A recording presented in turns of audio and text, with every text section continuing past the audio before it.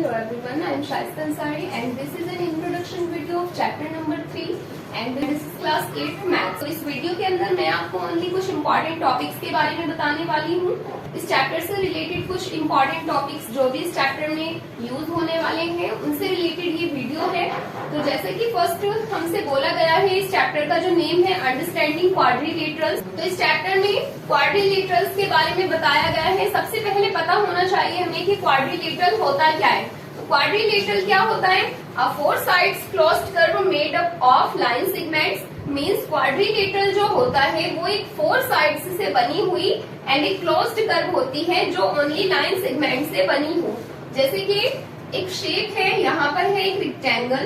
A rectangle can be a quadrilateral because it has four sides and also made up by line segments, and we can say this square can be also a quadrilateral because it has also four sides and it is made up of line segments. And similarly we can say this rhombus will be also a quadrilateral because एक quadrilateral के अंदर only four sides होती हैं and जिसके अंदर भी four sides होंगी and जो line segment से बनेगा वो होगा quadrilateral. And the next topic is polygon. तो polygon क्या होता है?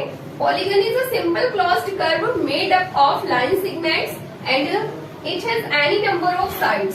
Means polygon जो होता है वो भी एक simple closed curve होती है and ये जो polygon होता है वो भी line segment से बनी होती है। But polygon में and quadrilateral में difference क्या होता है कि polygon में any number of sides आ सकता है।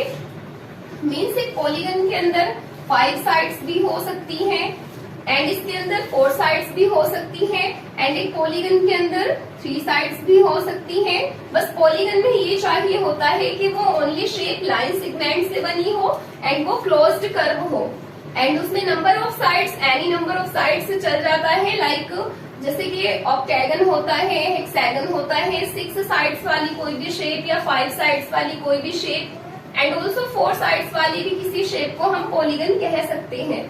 बट जो 4 साइड्स के अलावा जितनी भी नंबर ऑफ साइड्स की शेप होती हैं उसको हम क्वाड्रिलेटरल नहीं कह सकते। तो क्वाड्रिलेटरल एंड पॉलीगन दोनों में ही ओनली यही डिफरेंस होता है कि क्वाड्रिलेटरल में ओनली 4 साइड्स होनी चाहिए एंड जो पॉलीगन होता है उसमें एनी नंबर ऑफ साइड्स होता है बट वो जो फिगर बनी है वो ओनली लाइन सेगमेंट से बनी हुई होनी चाहिए। तो इसमें हम कुछ एग्जांपल्स लिखते हैं क्वाड्रिलेटरल के एंड पॉलीगन के। तो क्वाड्रिलेटरल के कुछ एग्जांपल्स हैं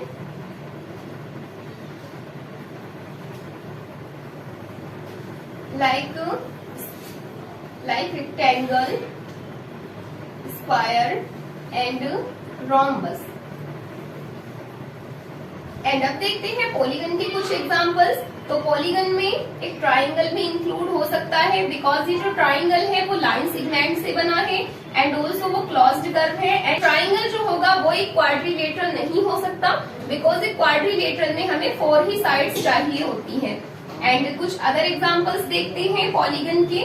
पॉलीगन के अंदर कोई भी इस टाइप की शेप भी आ जाएगी जैसे कि ये बनी हुई है।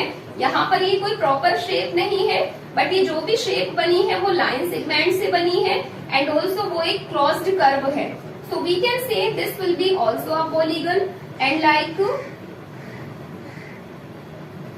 अ pentagon can be also a polygon and किसी भी टाइप की अगर कोई शेप बनी है बस वो लाइन सेगमेंट से बनी है तो वो हो सकती है पॉलीगन। सो आई थिंक आपको ये क्लियर हो गया होगा कि क्वाड्रिलेटरल क्या होता है एंड पॉलीगन क्या होता है। अब आते हैं फिर अपने नेक्स्ट टॉपिक की तरफ। So next topic is types of polygon. तो फर्स्ट नंबर पे हमारा जो फर्स्ट टाइप है पॉलीगन का वो है concave polygon. And concave polygon होता क्या है? तो कनकेव पॉलीगन में one angle is more than 180 degree. Means कोई भी एक ऐसा पॉलीगन जिसमें ओनली एक एंगल 180 डिग्री से ज्यादा का होता है। जैसे कि यहाँ पर ये एक शेप बनाई गई है एंड इस शेप के अंदर इस पॉलीगन के अंदर अगर हम देखें तो यहाँ पर ये वाला जो एंगल ड्रॉ हो रहा है वो 180 डिग्री से ज्यादा है। एंड जैसा कि इसमें बताया गया है कि कनकेव पॉलीगन के अंदर कोई भी एक एंगल अगर 180 डिग्री से ज्यादा है वो होगा concave polygon. And next type of polygon है वो है convex polygon. And convex polygon में होता क्या है, कन्वेक्स पॉलीगन के अंदर all angles less than 180 degree, means कोई भी एक ऐसी शेप जिसमें ऑल एंगल्स 180 डिग्री से लेस हो, मीन्स 180 डिग्री से सारे के सारे एंगल्स कम हो। जैसे कि इस शेप में हम देख सकते हैं कि ये जो हमारा एंगल है वो भी 180 डिग्री से कम है एंड ये वाला एंगल भी 180 डिग्री से कम है एंड ऑल्सो इसमें जो 2 एंगल्स और दिए गए हैं वो भी 180 डिग्री से कम है। बिकॉज 180 डिग्री में अगर कोई भी एंगल होगा तो वो एक स्ट्रेट लाइन पर होगा एंड एक स्ट्रेट एंगल जो होता है उसकी मेजरमेंट 180 डिग्री होती है। तो इस 180 डिग्री से जिस शेप के अंदर ऑल एंगल्स 180 डिग्री से कम होंगे वो होगा एक कन्वेक्स पॉलीगन। एंड जो नेक्स्ट टाइप ऑफ पॉलीगन है वो है regular polygon. So what is the regular polygon? Regular polygon के अंदर all sides and angles equal होते हैं। जैसे कि यहाँ पर एक ट्राइंगल है, इस ट्राइंगल के अंदर ऑल साइड्स इक्वल हैं एंड जब ऑल साइड्स इक्वल हैं तो ऑल्सो ऑल एंगल्स भी इक्वल होंगे। किसी भी शेप में अगर ऑल साइड्स इक्वल होती हैं तो उसके ऑल एंगल्स भी सेम होते हैं। तो रेगुलर पॉलीगन के अंदर ओनली इतना ही होता है कि किसी भी शेप में जिसमें all lines and angles same होते हैं वो होता है एक regular polygon. Like this is a square and इस स्क्वायर के अंदर ऑल साइड्स भी इक्वल हैं एंड जब उसकी ऑल साइड्स इक्वल हैं तो उसके जो ऑल एंगल्स होंगे वो भी इक्वल होंगे। And the next type of polygon is irregular polygon. And irregular polygon में होता क्या है, तो इरेगुलर पॉलीगन के अंदर कोई भी एक ऐसी शेप जिसमें all sides and all angles different होते हैं, मींस वो सेम नहीं होते, तो वो होता है एक इरेगुलर पॉलीगन। जैसे कि यहाँ पर एक शेप दिखाई गई है तो इसमें जो भी ये साइड्स हैं वो साइड से डिफरेंट है, मींस किसी की भी मेजरमेंट यहाँ पर सेम नहीं है एंड ऑल्सो इसमें जितने भी एंगल्स गिवन है वो कोई भी एंगल सेम नहीं है। So we can say this will be irregular polygon. So this was about the types of polygon and now let's come to the next topic.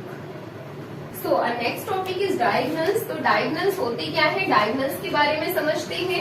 जैसे कि कोई भी एक शेप हमने ड्रॉ की है एंड इस शेप के अंदर जितने भी कॉर्नर्स हैं, इस कॉर्नर से एक दूसरे के ऑपोजिट कॉर्नर से जब कोई भी लाइन मीटअप करती है लाइक दिस, तो वो होता है एक डायगोनल। एंड अगर हम इस कॉर्नर की बात करें तो इस कॉर्नर से लेकर के यहाँ तक जो एक लाइन यहाँ से ड्रॉ होगी तो वो होगा इसका एक डायगोनल। एंड ये जो डायगोनल्स होते हैं वो किसी भी शेप में यूज हो सकते हैं। जैसे कि यहाँ पर हमने एक शेप ड्रॉ की है एंड अगर हम इसमें कोई भी डायगोनल बनाए तो इस कॉर्नर से जो डायगोनल क्रॉस होगा वो कहाँ को जाएगा, तो इस कॉर्नर की जो अपोजिट वाली साइड है वो है ये। तो यहाँ से अगर हम इसमें कोई एक लाइन ड्रॉ करें तो वो होगा एक डायगोनल।